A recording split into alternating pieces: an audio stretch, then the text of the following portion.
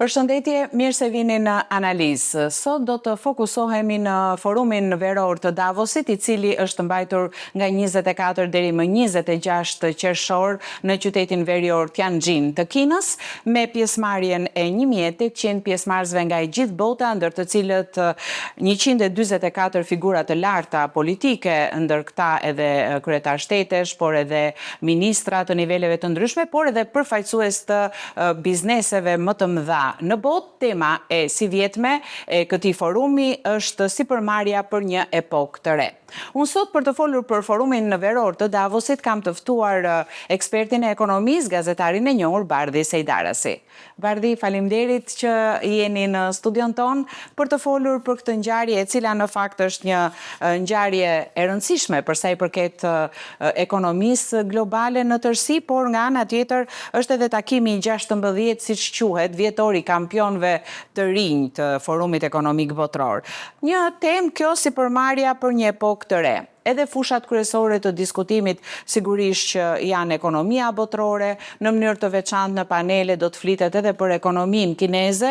sigurisht dhe pjesëmarrja e kryeministrit të Kinës në këtë forum I ka dhënë edhe një ton të një niveli më të lartë këtij takimi pra të rëndësishëm, perspektiva e ekonomisë kineze, energjia, inteligjenca artificiale. Çfarë të dimë më shumë rreth këtij forumi? Faleminderit për ftesën e është një ngjarje në fakt që ka tërhequr vëmendjen dhe është në fokus edhe të mediave ndërkombëtare, përveç se të mediave në Kinë, gjithashtu është komentuar gjatë edhe nga analistë të ndryshëm që e njohin dhe që ndjekin ekonominë. Është vërtet siç e thatë ju një Davos veror, I ngjashëm me forumet ekonomike botërore që zhvillohen edhe në Zvicër, I njohur zyrtarisht me të tretë të Universitetit takimi 16 vjetor që lidhet me kampionë të rinj të forumit, po ky arrin në një moment vendimtar kur ka pasoja vendimtare. Vetë forumi është paracaktuar që në fillim që të ketë në fokus disa nga ngjarjet kryesore të ditës, veçanërisht inteligjencë artificiale, sidomos tregtinë, kushtet në të cilat ndodhet ekonomia, po dhe ekonominë globale në tërësi, se çfarë është duke ndodhur pikërisht në këtë gjë. Në fokus, siç e thash, janë disa nga temat më të mprehta të ditës. Fjala vjen si sipërmarrja e sotme, me që I dedikohet sipërmarrjes, mund të rigjallërojë rritjen e saj në mes të një peizazhi gjeoekonomik që ecën me shpejtësi dhe që lëviz me shpejtësi. Ne kemi diskutuar dhe debatuar her pas here dhe në analizat tona zhvillimet e dukshme që ka ekonomia botërore, që fillojnë që nga tarifat e vendosura nga qeveria e Shtetit Bashkuar të Amerikës dhe vazhdon pastaj edhe me konfliktet e ndryshme rajonale apo globale, të cilat në fakt krijojnë një perceptim ndryshe për ekonominë globale, po edhe për ekonominë e Shtetit të veçanta. Fokusi interesant I forumit ka qenë veçanërisht dhe pjesa që lidhet me inteligjencën artificiale, madje qeveria kineze dhe të ftuarit aty I kanë mëshuar fort edhe në ditën e parë të Davosit veror, po edhe më pas gjatë ditëve në vijim I kanë mëshuar sidomos etikës së inteligjencës artificiale, me qëllim që industria e tregjet e punës të riformësohen sikundër u kërkua aty. Po ashtu është diskutuar me mjaft interes nga të ftuarit dhe nuk janë pak, janë 90 vende, 90 shtete që marrin pjesë. Edhe Shqipëria. Edhe Shqipëria. Pjesëmarrëse me ministren e ekonomisë, shumë saktë. Po kulturës dhe inovacionit. Pikërisht këtu kërkoj se çfarë pret ekonomia botërore në këtë rast është debatuar aty mes ndryshimeve të zakonshme gjeopolitike dhe e kam parasysh në momentin që flasim, siç e thash, ngjarjet e ditëve të fundit, ngjarjet që lidhet me luftën në Ukrainë, me Rusinë, apo qoftë edhe përfundimi I luftës mes Izraelit dhe Iranit, të cilat në fokus kanë çështje të drejtë për drejtë ekonomike. Nëse flasim për Iranin, keni parasysh që vetëm Kinën po marr, nuk po marr gjithë tregun aziatik. Jo më pak se 90% të gjithë fluksit të karburanteve kalon pikërisht në ngushtisën e Hormuzit, për cilën u fol shumë gjatë. E rëndësishme është që në këtë forum, ajo që më bëri më shumë përshtypje ishte edhe lancimi I një programi shumë interesant që lidhet me 10 teknologjitë më të mira në zhvillim. U bë e ditur gjatë ditës parë dhe ishte një bashkëpunim I krijuar me Fondacionin Fontes, që është një nga fondacionet më të njohura, që pikërisht vuri në fokus se cilat janë zhvillimet e fundit. Ajo që me të drejtë ju e përmendi ka qenë tema që lidhej veçanërisht me tarifat tregtare. Ne kemi folur në emision së bashku për tarifat dhe aty u dol me një konkluzion që ishte pothuajse gjithë të pranishmeve. Kam parasysh edhe ish kryeministin Tony Blair apo qoftë edhe të tjerë që folën nga shtete të ndryshme që thonë që nuk ka fitues në luftë tregtare. Dhe pikërisht këtu gjëja vetme që kërkua edhe nga të rinjt, edhe nga pjesa sipërmarrësve të rinj, ishte që e vetmja gjë që e zgjidh ngërçin qoftë në tregtimin global, ndërkombëtar, është dialogu midis palëve. Sigurisht që pritshmëritë në fakt kanë qenë edhe realisht do të vazhdojnë të diskutojnë si tilla kanë qenë mjaft të mëdha, sepse ajo që është fokusuar dhe që ka patur më shumë ndjenjë një tendencë të madhe në këtë forum ka qenë pikërisht edhe formimi edhe perspektiva ekonomike e Kinës, sidomos roli i saj në rritjen globale. Unë dua të përmend veçanërisht këtu rolin që ka patur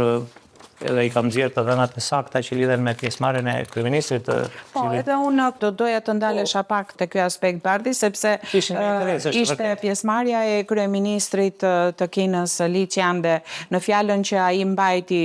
u ndal më së shumti në thellimin e integrimit edhe të ndërveprimit, lidhjen e ekonomisë kineze me tregun botror, forcimin e bashkëpunimit industrial, pra hyri në tërësi të ekonomisë kineze, por edhe duke dhënë edhe ato shembuj konkret. Madje shumë me interes ka qenë se përgjatë të gjithë forumit, edhe mjedisi ku është zhvilluar forumi në Tianjin të Kinës, ka patur shumë elemente të, le të themi, të miqësisë me mjedisin, pra gjithçka aty ka qenë me nivel të ndotje zero dhe edhe makinat me të cilat kanë lëvizur të gjithë të pranishmit kanë qenë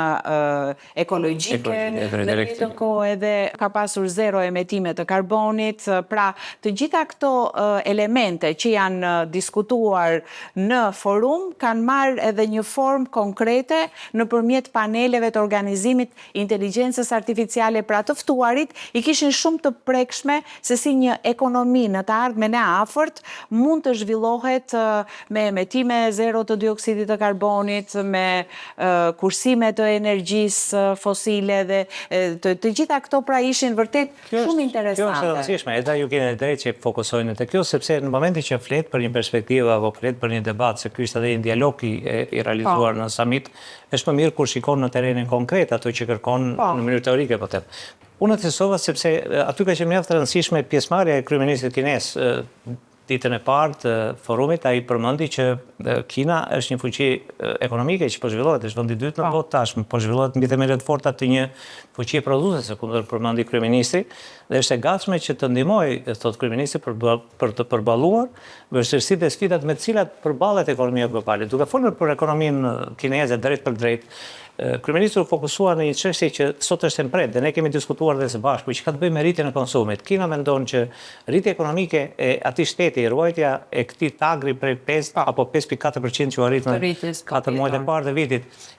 duhet të ketë ndikim të madh në zhvillimin ekonomik të vendit, në ruajtjen e GDP-së së saj, vetëm duke stimuluar sidomos konsumin. Madje kryeministri ishte mjaft i hapur në atë që dëgjova në fillimin e tij që këmbguli dhe Kina është e gatshme që ta ndajë teknologjinë e saj origjinale dhe idetë e saj inovatore me të gjithë ata që kanë interes në të gjithë botën, duke shtuar se Kina do të vazhdojë ta thellojë integrimin sikundër ka bërë deri më sot. Unë ju përmenda edhe në bisedat më përpara, janë më shumë se 150 shtete të cilat realisht marrin nga Kina këtë gjë. Unë vura edhe një gjë tjetër që në diskutimet që zhvilluan ditën e parë dhe të dytë ishin një numër shumë i madh shtetesh që kërkuan veçanërisht vendosjen e marrëdhënieve tregtare me kompani të ndryshme kineze. Kam parasysh këtu veçanërisht pjesën që lidhet me industrinë elektrike, ndërtimet e makinave, pjesën që lidhet me infrastrukturën rrugore, sepse shumica e shteteve, qoftë në rajon, por qoftë edhe më gjerë, kërkojnë sigurisht edhe përvojën që vjen nga kompani të tilla. Kryeministri kinez në fakt për herë të parë me zë të plot në këtë forum shpreh besimin se Kina është e sigurt dhe do të harojë rritjen e shpejtë ekonomike, sikundër tha ai, duke referuar drejt për drejt në ligjërat të drejtë. Kjo dhe veçanërisht pastaj komentet që u bën, sigurisht ishte rëndësishme që do të shndrohet në një lider të rritjes së konsumit industrial. Sepse është i vetmi element që, siç u thash, merr pikët më të mëdha të përqindjes për sa i përket rritjes ekonomike. Nëse u përmendej që rritja shkon 5%, 2.2% i do vetëm konsumi. Madje qeveria kineze ka kërkuar dhe në fillim të vitit, po edhe gjatë analizës që bëri të janar-prillit, ka kërkuar që të këmbgulet, të stimulohet rritja e konsumit, sepse rritja e konsumit do të fitoj më shumë pikë për sa i përket realizimit të asaj kërkese që ka e gjithë qeveria kineze për të rritur në 5 50% dhe lartë rritjen ekonomike të vendit. Është rritja më e madhe ekonomike që realizohet. Mos mendoni që po themi tani që ka ngadalësim, po ngadalësimi varet nga baza nga e cila nisesh. Pra, tani nuk nisesh nga 0%, nga 2%, nisesh nga 5% dhe është rëndësishme. Ndryshe Bardhi nga forumi, le ta quajmë forumi i Davosit, i cili mbahet në çdo janar të vitit në Davos të Zvicrës dhe prandaj forumi ka marrë këtë emër. Ky forum i verës, i cili në fakt është e disata herë që zhvillohet në Kinë, që nga viti 2007 ai po zhvillohet në është hera e 8 që zhvillohet në Tianjin të Kinës. Ky forumi ka kushtuar një vëmendje të madhe dhe rëndësisë së të ardhmes së biznesit dhe përparimit teknologjik. Dhe ajo që më bëri përshtypje,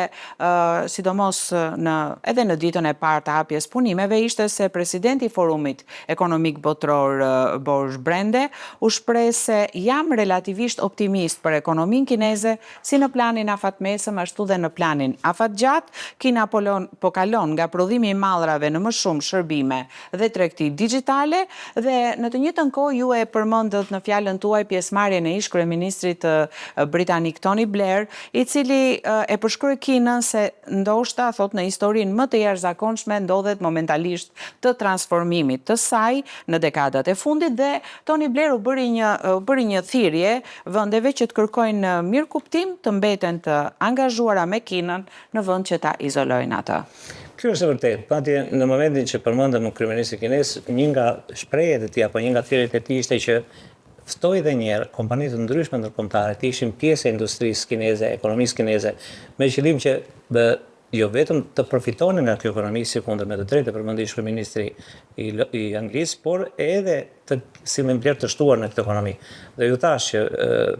lehtësitë apo incentivat të cilat ju ofrohen kompanive të ndryshme që duan të investojnë në Kinë janë shfaqur tashmë, janë të dukshme. Kjo është arsyeja që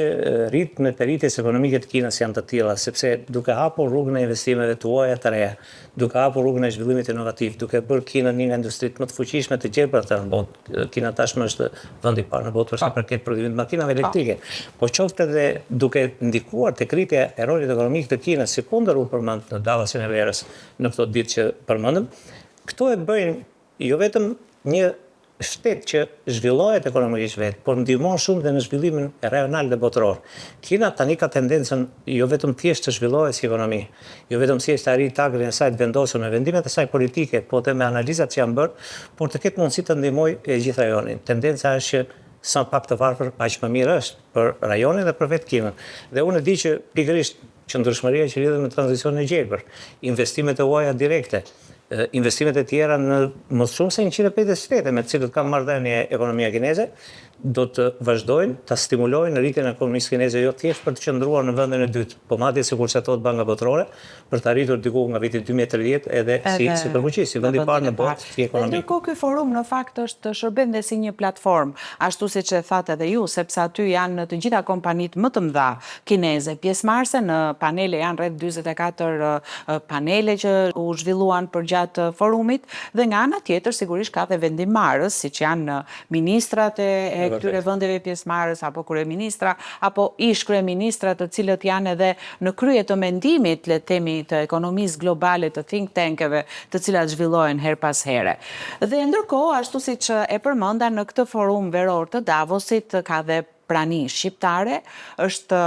zëvendës Ministre e Ekonomisë, Kulturës dhe Inovacionit Olta Manjani, që në fakt ne kemi një deklaratë të saj përpara forumit, ajo duke qenë në Pekin, është takuar me ambasadorin shqiptar në Pekin, zotin Riza Pouda, dhe ka theksuar rëndësinë që ka për Shqipërinë për fshirje aktive në platformat më të rëndësishme ndërkombëtare të dialogut ekonomik dhe politik. Dhe deklarata e saj ka qenë se ne synojmë nxitjen e partneriteteve strategjike për të sjellë më shumë mundësi zhvillimi në sektorët prioritar të ekonomisë shqiptare. Ju si e vlerësoni këtë deklaratë, po sigurisht dhe në tërësi pjesëmarrjen e Shqipërisë në forumin e Pikërisht këtë do thosha, unë më së pari vlerësoj pjesëmarrjen e një titullari, sepse është pjesë e titullarëve të ekonomisë, të Ministrisë së Ekonomisë dhe të Inovacionit, përfshirë dhe kulturën, është një ministri miks tashmë. Dhe ajo që është më e rëndësishme është tendenca që tregon qeveria shqiptare nëpërmjet përfaqësuesve të saj për fushat në të cilat ka nevojë të bashkëpunojë qoftë Shqipëria, qoftë ekonomia shqiptare, qoftë edhe biznesi shqiptar, sepse një pjesë e mirë e sipërmarrjeve shqiptare sigurisht që lidhen edhe me këtë strategji. Unë ju thash, Davosi i verës nuk ishte thjesht një konferencë, po ishte një tryezë në të cilën shkëmbehen mendime dhe përplasen dhe ide të ndryshme që lidhen me zhvillimin ekonomik të vendeve. Nëse flasim për Shqipërinë, Shqipëria ka hedhur hapa të rëndësishëm, veçanërisht në rritjen e importeve ndaj të gjithë totalit të importeve të Shqipërisë. Mjafton të përmend vetëm pjesën që lidhet me makinat elektrike dhe sot kemi një pothuajse një shifër të konsoliduar që lidhet me përqindjen që zen në importin total të makinave, pjesën e makinave elektrike, duke qenë për shkak sepse është vendi që prodhon, ka kosto më të lirë dhe sigurisht ka dhe një tendencë shqiptare për të impruar pikërisht teknologjisë së gjerë. Meqense kjo ministri ka një hapësirë të gjerë, përfshin edhe inovacionin, gjykoj që pjesëmarrja në forumin e Davosit... Kjo ishte dhe arsye që shkon në këtë takim një zëvendës ministre e cila mbulon këto sektor, këto fusha. Inovacioni ishte pjesë e debatit, së bashku me inteligjencën artificiale, ishte pjesë e debatit të ftuar dhe nëse i referohesh të gjitha diskutimeve apo analizave që u bën, u kërkua pikërisht ajo që unë e përmenda pak më përpara, që një pjesë e mirë e gjetjeve e fokusit që ka ekonomia kineze, qeveria kineze që lidhe me inovacione, të jetë pjesë e të tërës, pra pjesë të gjitha atyre shteteve, ekonomive apo qeverive që kërkojnë të përfitojnë. Kjo ishte thelbi i fjalës edhe të kryeministrit kinez, i cili tha ne jemi të hapur, të gatshëm që të afrojmë edhe inovacionet tona të qeverisë përveç përvojës që ka qeveria kineze, t'i afrojmë për të gjitha ato shtete që kanë interes. Gjykoj që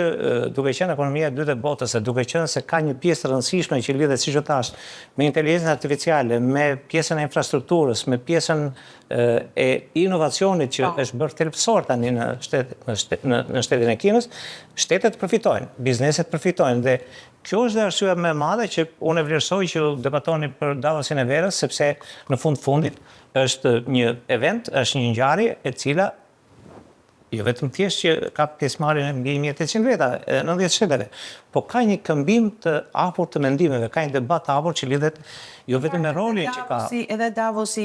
edhe forumi i Davosit që zhvillohet në Zvicër, pikërisht për këtë shërben, është një platformë e shkëmbimit të mendimeve, të eksperiencave. Kjo ishte e rëndësishme sepse ishte takimi i kampionëve të rinj që i quajmë. Pra, këtu nuk është vetëm thjesht pjesa e startupeve, po këtu është pjesa e qeverive që duhet dhe ato të kenë pikërisht nivelin e startupeve që kanë bizneset e zakonshme. Kjo është kërkuar më shumë. Kjo ka të bëjë me qëndrueshmërinë, kjo ka të bëjë me sipërmarrjen, kjo ka të bëjë me rolin e inteligjencës artificiale në një botë që ndryshon me shumë shpejtësi. Dhe ajo është një sektor si startupet dhe inteligjenca artificiale dhe inovacioni është një sektor i cili ka një rritje marramense dhe duhet të kapësh edhe individët, edhe njerëzit, edhe qeveritë, edhe shtetet, duhet të kapin ritmin. Bota po shkon pikërisht drejt kësaj gjëje dhe duke shkuar drejt kësaj gjëje, nëse nuk e kap këtë ritëm, sigurisht mbetesh mbrapa, dhe mbetesh mbrapa me ekonominë, me treguesit e saj, po mbetesh mbrapa dhe me sipërmarrjen, me biznesin. Prandaj dhe unë vlerësoj shumë forumin të imin e forumi veror i Davosit në Kinë, sepse tash është komplementar me forumin e Zvicrës, po afron dhe njohuri dhe dituri të reja që lidhen pikërisht me kampionët e rinj që po i quaj tani, që janë pjesëmarrësve që përqendrohen në sipërmarrje. Kjo është mjaft e vlefshme për këtë rast. Bardhi, unë falenderoj për gjithë opinionet që ndave në analizë për këtë ngjarje me rëndësi jo vetëm për ekonominë globale, por edhe për bashkëpunimin midis vendeve, pavarësisht madhësisë apo zhvillimit të tyre, mundësisë së tyre për të bashkëpunuar dhe për të ndërvepruar në të mirë të zhvillimit. Faleminderit ju. Të dashur miq, ishte kjo analizë për sot me ekspertin e ekonomisë, gazetarin Bardhi Sejdarasin. Ne folëm për forumin veror të Davosit, i cili u mbajt nga 24 deri më 26 qershor në Tianjin të Kinës, duke u përqendruar në sipërmarrjen për një epokë të re. Ju falenderoj që qëndruat me analizë, miru takofshim.